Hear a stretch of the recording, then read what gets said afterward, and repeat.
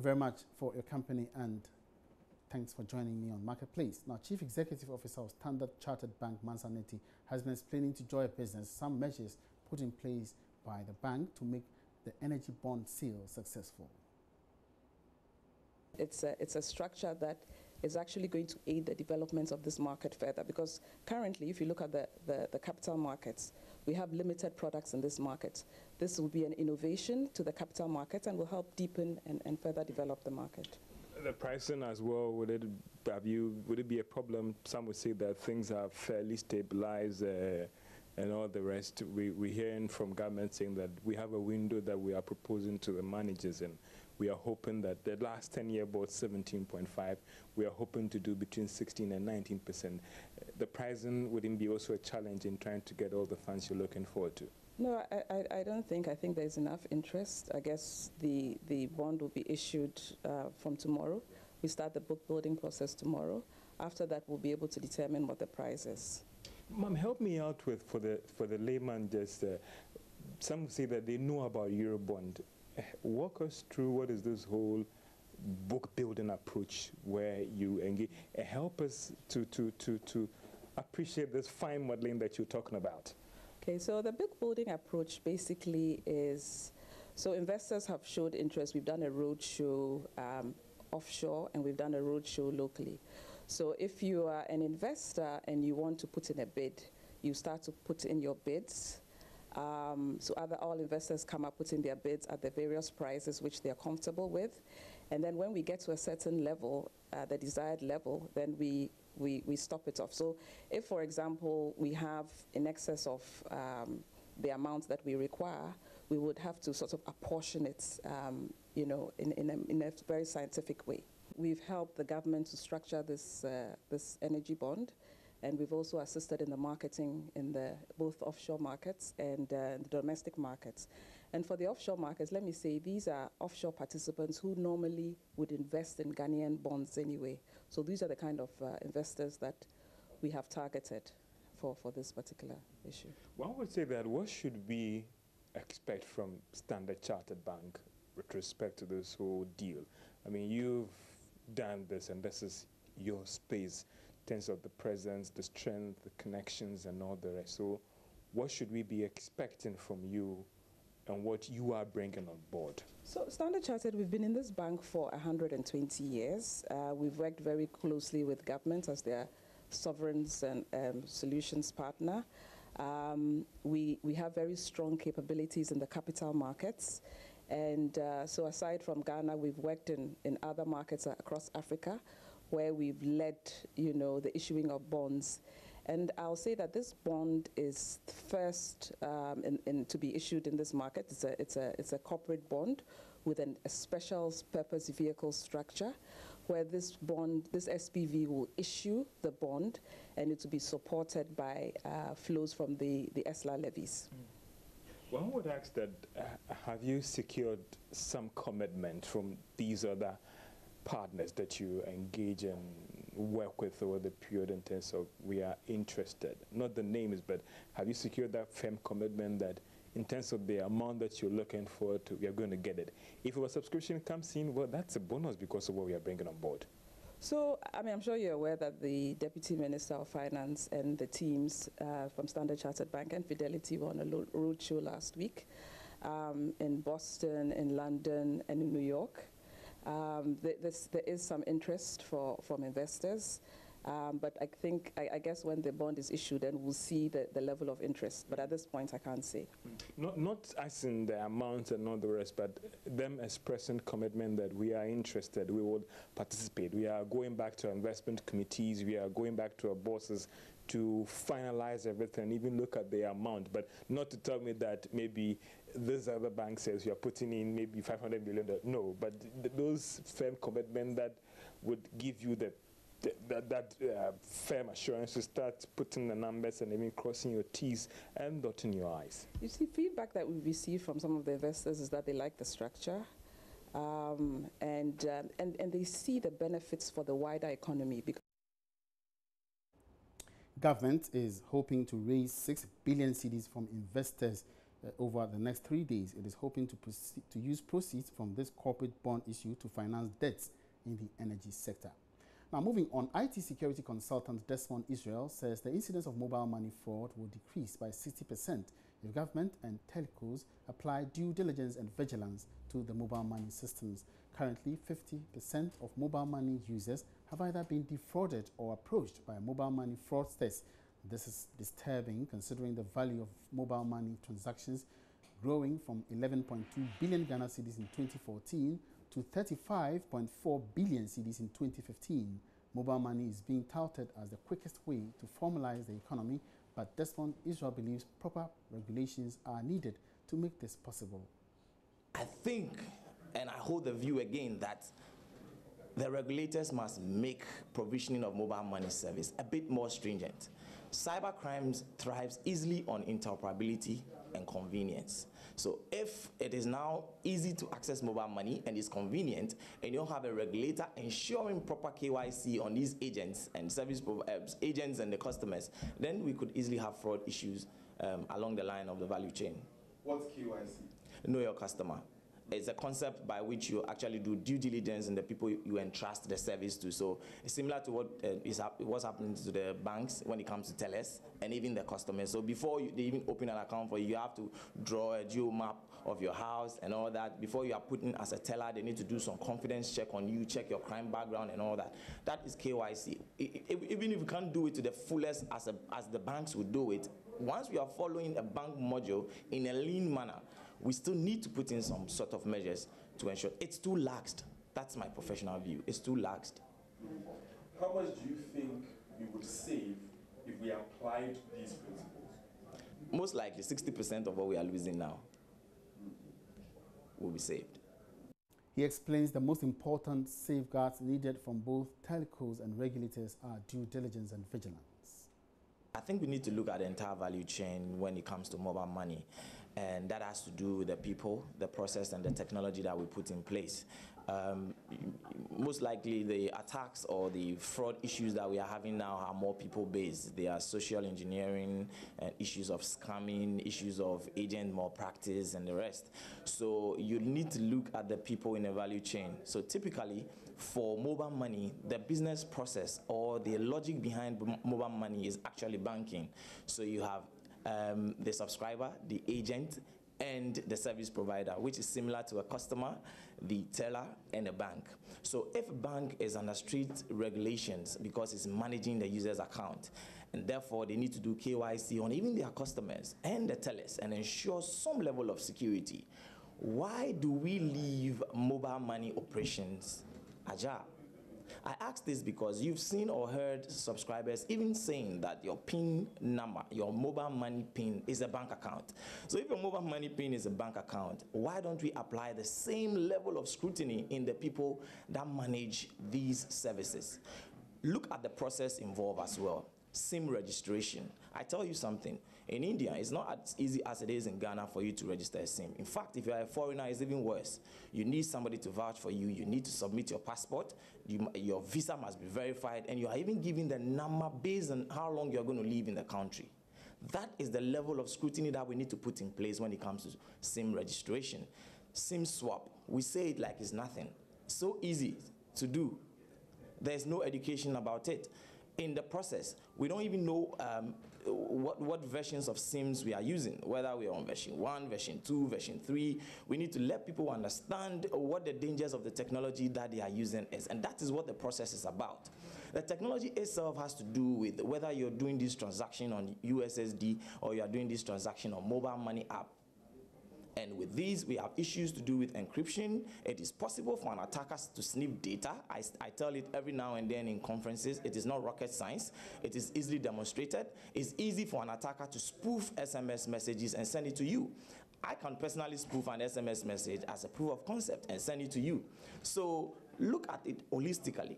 The people, the process, and the technology. How do we solve the problem? With the people, you're looking at vigilance and due diligence. With the process, we're still looking at vigilance, due diligence, and regulations.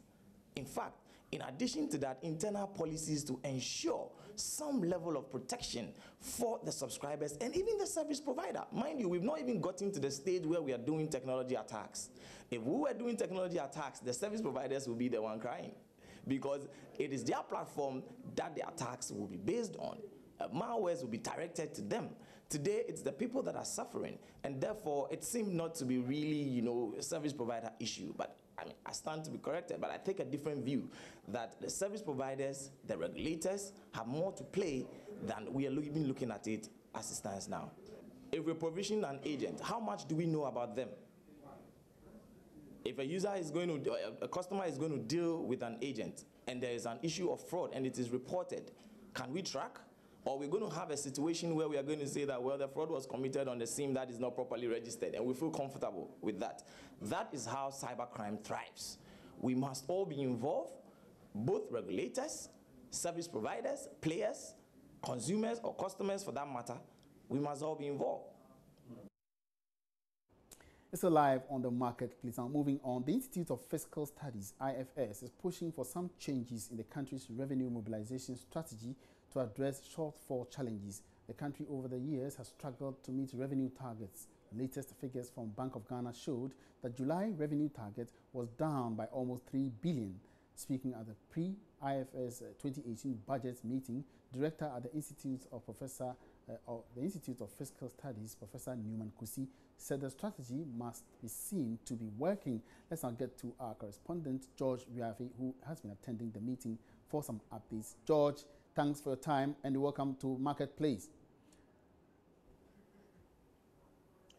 Thank you so much, Riafi. All right, so George, what else has come up at this meeting? Well, so this actual forum was basically to look at some of the challenges to the whole stability of the economy and what can be done. In Professor Newman Kusi's presentation, he highlighted the issue about revenue and how that is critical if indeed government can implement a strategy in terms of stabilizing the economy or not. His presentation spoke about revenue, and how bad the country is performing when it comes to revenue mobilization and what indeed can be done. Because again, just like what you said in your introduction, it's not just a first time that the country is actually experiencing this thing. Over the years, we set targets and we cannot meet them. And there's been this whole argument about, even when you look at the tax mobilization rate in relation to the size of our economy, that is about 17% compared to our peers in the region, that is very, very low. So he was saying that going forward, going into 2018, we need to review the strategy to ensure that we don't face that same challenge come 2018 when government actually goes ahead and read the 2018 budget to Parliament. Now, George, it looks like as a country, we've also been over-ambitious with our targets, expenditure patterns. Did he address this particular challenge or this development?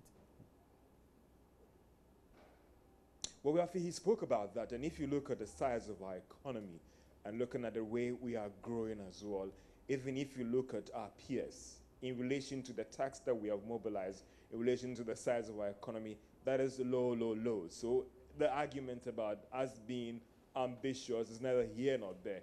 You look at a lot of prime areas in the country, like the East Legon, like the cantonments and all the rest, and most of these residents in these areas are not paying property rates. So it looks like the issue is about compliance and how we are empowering our revenue agencies and the authorities to do their work and collect the required revenue to help meet government expenditure needs and all the rest. So for the argument about our targets being ambitious, when you listen to his arguments and what other speakers were saying here at this forum, it's clear that we haven't been ambitious with our targets. Rather, it's about how we have implemented the compliance issue and also collected or put in place the strategies to ensure that every economic activity that takes place in the economy that is taxable, we collect the required taxes from this particular area to help meet the country's or government's expenditure needs. All right, now, George, I believe there are some government officials also represented at the forum. What has been their response to these developments? Well, Sibe, Yabua, who is the chair of Parliamentary Finance Committee, was here. And he agreed to some of the proposals that was made by the Institute of Fiscal Studies. And what government needs to do is to still work on the revenue, do the necessary tweaking, and going forward, what else can be done? The lessons that should be learned right now. So going into 2018, the required taxes can be collected from all the economic areas in the economy so that we can address this problem. Already, he also stated that, well, that is why government is cutting down on the expenditure to ensure that that matches revenue mobilized. So in the meantime, whilst revenue is not picking up, the area to look at is expenditure by ensuring that if revenue is not picking up, then why don't you reduce your expenses so that you don't expand the deficit? Already, we are looking at around 6% this year, and going into 2018, that is 3.8, and therefore the immediate measure is to see where you can cut the non-essential expenditure items, reduce them so that you close the gap, so you don't end the year spending much more than what we have been able to realize in terms of revenue. All right, now finally, before you go, has there been any hint of the budget to be presented next month? Well, obviously, it's coming on the date would depend on when Parliament itself is ready for the Finance Minister to take the reading. But already we are hearing that the main focus area will be agriculture, productivity as well, and mechanization and all those things. So that is what we are hearing. It's interesting that information that we're also picking up is that there could be some revision in taxes, of course, for businesses. But then the focus would be how can government improve on compliance? So once you are reviewing the rates, it means that the tax authorities need to be out there to collect more taxes. And this is what we are hearing in terms of what to expect in the 2018 budget. Revision in taxes, are you talking about a decline or an increase in the rates? Not necessarily a decline, but in terms of spreading the area. So, for instance, we know that people are supposed to pay property taxes. Are they paying it as now? So more enforcement. There is still some talk about reviewing the corporate taxes. So it looks like the economists will always say, I feel that all other things being equal, maybe government would go ahead and implement that policy in 2018 budget. All right, thank you very much for that update, George. And George Wiafe, our correspondent, bringing us up to speed with developments at pre-2018 pre-budget seminar being organized by the Institute of Fiscal Studies. Still on the marketplace, moving on, some Malaysian investors are attending a seminar in Accra to create partnerships and opportunities for the Malaysian palm oil market under the theme Creating Mutual Partnerships, Optimizing and Expanding Palm Oil Opportunities in West Africa. The seminar identified the importance of a strategic collaboration between Ghana and Malaysia to expand the palm oil market. There's more in this report. This maiden edition of the Malaysia-Ghana Oil Palm Trade and Seminar, organized here in Ghana, is geared towards fostering the existing strong diplomatic relationship between both countries, especially in trade and investment. Ghana is one of Malaysia's biggest trading partners in the region, with the total trade between the two countries registering $337 million in 2016. Addressing the press at the sidelines of the event, the chairman of the Malaysian Palm Oil Council, Dato' Lee Yao Chow, says the production of palm oil to meet export demand is a long-term achievement. Actual total requirement of oils and fats is 680,000 tons. So naturally a deficit. I think for at least the next 5 to 10 years, Ghana will have to import oils from outside the country, because I don't think no matter how fast you develop your own domestic planting industry, you are able to produce so much more within a short time. So in that way, for us, when we have this downstream industry, don't forget, also employ people in the factories, and also it has spillover benefits for sectors such as transportations and laboratory services for quality control, etc. So this will definitely create jobs. Also speaking exclusively to Joy Business, Datoli outlines the steps the country can adopt to harness the production of oil palm on a large scale. I think the production, this cultivation of oil palm actually is a long-term venture. So from the growing of the seeds, which will take 1 year, to planting it in a field, following by 3 years of immaturity. Then only the palm oil can start to produce, the trees can start to produce fruits. And so initial 3 or 4 years, actually their production also will be quite low before they hit their peak. So that is the whole process to optimum production of palm oil from the trees will take about 9 to 10 years. Yeah. So it is not easy. It takes a long time, but at the same time, it also requires quite a big amount of land, as well as suitable arable conditions, such as good rainfall and good sunlight hours. Yeah. So these are the things that Ghanaian government and the people needs to look at. The event witnessed the launching of a regional office at the airport city. Now, Ghana's poultry sector is facing some challenges, including last year's avian flu outbreak, which resulted in low sales. This is compounded with the unrestrained trade liberalization, which allows importation of poultry products to compete with the local ones. To help overcome some of these challenges, Ghanaian poultry farmers and other stakeholders are collaborating with foreign partners for an international exhibition next month as part of measures to revive the industry in the country. Prince Appiah attended a press conference recently and now reports. The International Poultry, Aquaculture and Livestock Show, PALS Africa, is holding for the second time in Ghana. It will bring together industry players to network and form partnerships to enhance growth of local businesses.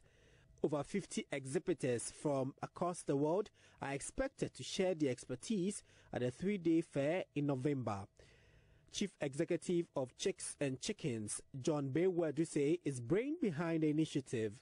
All over the world, farmers and industry players meet together once in a year or once every 2 years to network, to discuss, to learn, all to push the industry forward. PALS Africa has come to do same for our dear nation, Ghana. And in fact, this is our widow's mite towards the creation of jobs for our country, because we believe that poultry has a very, very great opportunity to help provide jobs in our country. And so this year, hopefully on Monday the 30th, we're starting with our seminars. Exhibitors are expected to introduce some modern ways of strengthening poultry business. Chief Executive of Boris B Farms, Boris Beidu, believes technology is critical for growing the sector. I believe it is to help the farmers actually to also show what they have. Of course, I mean the products in the industry, and also not only locally, but international people can come. And as we all know, poultry farming, it has a lot to do with amino acids and vitamins, and all other equipments that we need for the industry. So when it happens like that, just like when you go to America and Asia, Europe, and every place, you see many products, new products, modern type, and so this is the time for people to show what they have, as a modern type of materials, equipments that we can use. Now today is new technologies in the system, and in such shows is where you can find such stuff.